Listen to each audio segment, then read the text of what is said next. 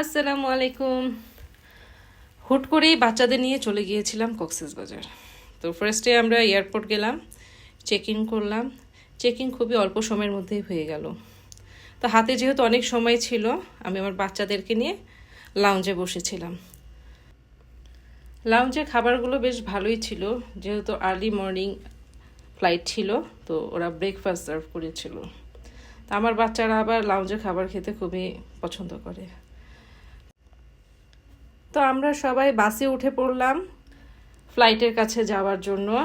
তো এয়ারপোর্টের ভিউটা এমন ছিল, বাস দাঁড়িয়েছিল, বড় বড় ফ্লাইটগুলো দাঁড়িয়েছিল। তা আমরা বেশ মজা করছিলাম, খুব ভালো লাগছিল ফ্লাইটগুলো দেখে। আসলে এয়ারপোর্টে বাসে করে যাওয়ার সময় এই ভিউটা দেখতে আমার খুবই ভালো লাগে। তো তারপরে আমরা তো ফ্লাইটে উঠে পড়লাম। আমরা গিয়েছিলাম নভোএয়ারে করে। এটা আমার ফার্স্ট টাইম জার্নি ছিল নভোএয়ারে।